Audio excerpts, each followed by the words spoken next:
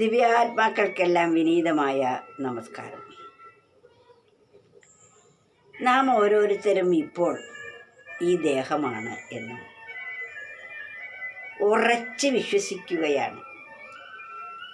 മാത്രമല്ല, ദേഹം ഒരു സ്ത്രീയുടേതാണെങ്കിൽ ഞാനൊരു സ്ത്രീയാണ് എന്നും, ദേഹം ഒരു പുരുഷൻ്റേതാണെങ്കിൽ ഞാനൊരു പുരുഷനാണ് എന്നും നാം ധരിക്കുന്നില്ലേ? അപ്പോൾ ഞാനെന്നത് വാസ്തവത്തിൽ ഒരു സ്ത്രീയോ അല്ലെങ്കിൽ ഒരു പുരുഷനോ അല്ലെങ്കിൽ ഒരു കുട്ടിയോ അല്ലെങ്കിൽ വൃദ്ധാവസ്ഥയിലിരിക്കുന്ന ഒരാളോ ആയിട്ടല്ലേ നാം ഇന്ന് ഉറച്ച് ധരിച്ചിരിക്കുന്നത്. പക്ഷെ വാസ്തവത്തിൽ നാം ആരാണ് എന്ന പരമസത്യം ബോധിക്കുമ്പോൾ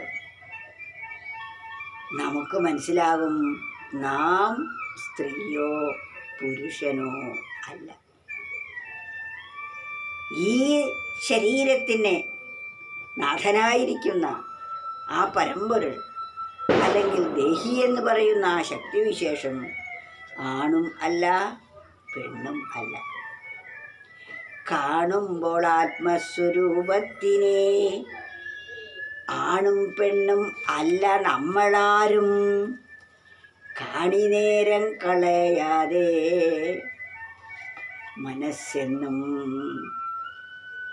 കാണിനേരം കളയാതെ മനസ്സെന്നും വാണാൽ മഹാസുഖം എന്നറിയൂ.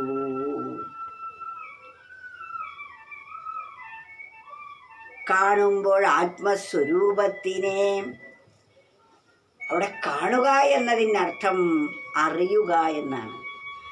ആത്മസ്വരൂപം എന്താണ് എന്ന് അറിയുമ്പോൾ,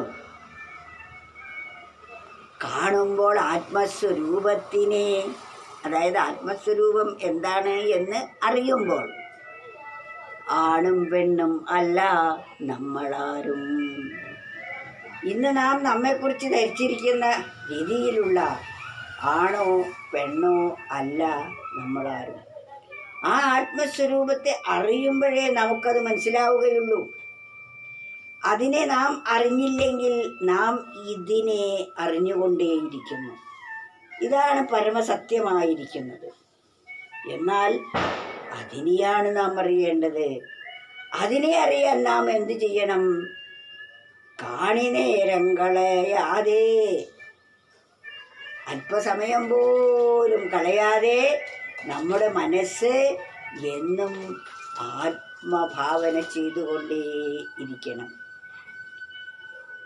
കാണിനേരം കളയാതെ മനസ്സെന്നും വാണാൽ മഹാസുഖം എന്നറിയൂ. അല്പസമയം പോലും കളയാതെ മനസ്സെപ്പോഴും ആ പരമാത്മാവിൽ തന്നെ ഉറപ്പിച്ചു നിർത്താൻ നമുക്ക് സാധിച്ചാൽ അത് തന്നെ മഹാസുഖം എന്ന് മനസ്സിലാക്കൂ.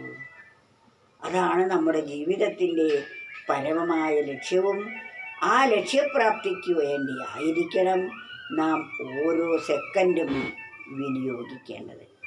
അപ്പോൾ മാത്രമേ നമുക്ക് കൃതാർത്ഥതയും സന്തോഷവും സംതൃപ്തിയും നമ്മുടെ ജീവിതത്തിൽ കൈവരിക്കാൻ നമുക്ക് സാധിക്കുകയുള്ളൂ. കാണുമ്പോൾ ആത്മസ്വരൂപത്തിനെ ആണും പെണ്ണും അല്ല നമ്മളാരും. കാണിനേരം കളയാതെ മനസ്സെന്നും വാണാൽ മഹാസുഖ എന്നറിയൂ.